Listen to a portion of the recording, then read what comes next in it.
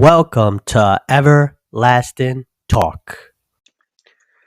Hello, welcome to Everlasting Talk. I'm your host, Ever, and today we're doing a biography series on Vladimir Lenin. Before we continue, make sure to go to my link tree. Follow me on Instagram, YouTube, X, or formerly known as Twitter, Twitch. Twitch, I mostly do gaming content, so if you like that kind of stuff, that's a separate little brand I started just for gaming. Blogger, and you can check it out on Spotify for podcasters, and more. And we're also on Kick, but I haven't started there yet, but eventually I will. All right, let's get started here. I had to do my little spiel. Okay, today we're doing a biography series on Vladimir Lenin. He was an architect of the Russian Revolution and one of the most influential figures in Russian history.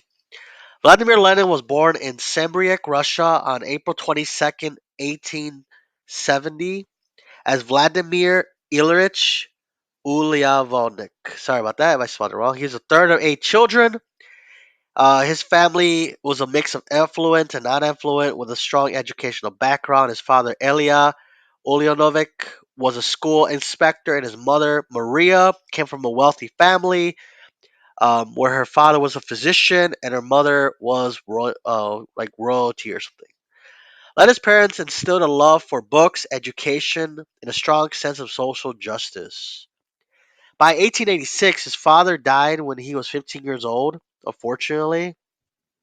His brother Alexander, one of his older brothers, otherwise known as Sasha, was charged and executed for conspiring to assassinate Tsar Alexander III.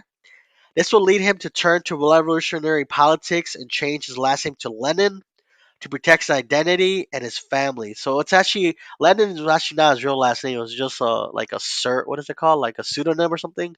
But yeah, he had to protect his family and his identity. So he would go as Lenin. He would go against everything the Russian Empire was for. He wanted to change it. And along the way, he would find the book of Karl Marx called Capital and eventually spark an interest in Marxism and other revolutionary ideas. He would be eventually be arrested and charged without trial to exile for 3 years in eastern Siberia. Later on, by 1898, he would marry a woman by the name of, I said this wrong, Nadiska Krupskoya, I think. That's how I read it.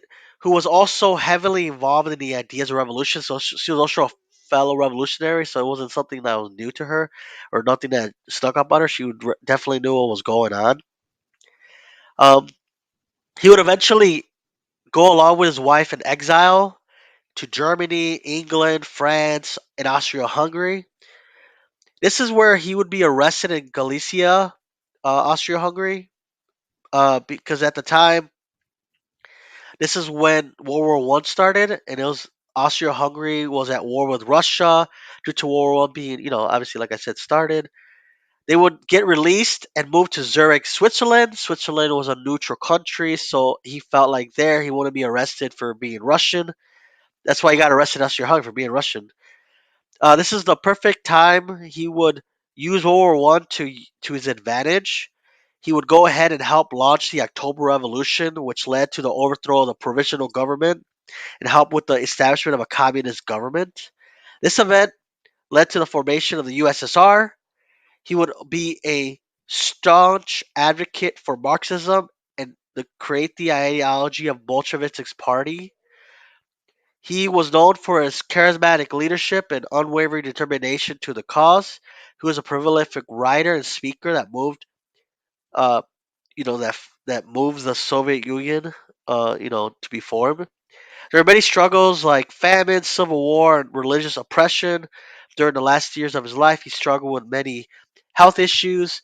By 1923, he had three strokes, which led to his led to the ability to lose of his ability to speak. After recovering a little bit, but by the beginning of 1924, he would go into a coma and pass away later that day on January 21st, 1924. I mean, at the age of 53. He was he had 10 of thousands of people attend his funeral. Some saw him as a hero, and others saw him as the worst person in the world. Yeah, it was interesting because He's the one that led the Soviet Union, and obviously, eventually, other countries would get these ideas of Marxism into their government. Um, I think I heard stories where he was always talking bad about Russia before, obviously, before he became a leader. He was talking about how like these other countries in Europe had better education or better, better ways of living. He learned like 4 or 5 languages, so he was really well educated. Obviously, like I said, his family was well off. Well, mostly on his mom's side, but his dad had to work. But his dad became a noble. Um, he has a lot of things, like and then obviously he got buried in Russia, but then with the revolution, he had to move his body a couple times around here and there. So, and he finally got a resting place at the Red Square. So we don't know how long that's gonna last. The city of Leningrad was named after him. I think it was renamed. I think it was renamed St. Petersburg. I might be wrong. I have to double check that. But yeah, I mean, his statues were taken down during the end of the Soviet Union. But he's still a prolific figure in Russian history.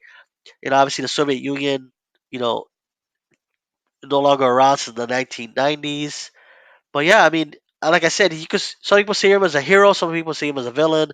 A lot of people did die of starvation. There was war, there was civil war, there was religious oppression. He was actually raised really Christian, but eventually over time he decided to not be religious. He was agnostic or atheist. So it's definitely something to be, to look at, how see how politics happens sometimes, where they're themselves are raised in a Catholic household or a Christian household or a religious household. I mean, any religion, and then they turn out to be oppressing those same people later on. When they're run for political office, which is kind of interesting to see the mindset of that. I guess he lost. I think I read the story where after his father's death and his brother's death, he kind of lost all hope in religion. That God will not save him and things like that. So it's definitely something that his father's death and his brother's death affected him a lot in his ideologies and eventually led him to oppress other people. There's some books you could look into. There's a book called Lenin, a biography by Robert Sensi. The State of Revolution by Lenin himself. Like I said, he was a writer. Shows his views of capitalism to communism. There's also Lenin on the Train by Catherine Meredale, which was pretty much the story of how he came back to Russia after being exiled. Like I mentioned, he went to Germany, England, Switzerland, and other countries as well. And there's movies called Red from 1981. There's also October, the 10 days that shook the world from 1927. There's other stuff too. Obviously, there's other documentary films you could check out. These are a little few of them you could check out yourself. Sorry if I sound kind of all over the place. I'm kind of sick, but hey, I'll get over it. But yeah, thank you guys so much for joining me today. Make sure to like, subscribe, and follow, on Instagram, YouTube, X, formerly known as Twitter, Twitch, Kick, Blogger, Spotify, and more. Next episode, we're talking about Harriet Tubman, so be on the lookout for that. Thank you guys so much, and I'll see you at the next one. Bye. Thank you for listening to this episode of Everlasting Talk. For more content, follow us on Twitch, Twitter, YouTube, and Instagram at Everlasting Talk. Thank you.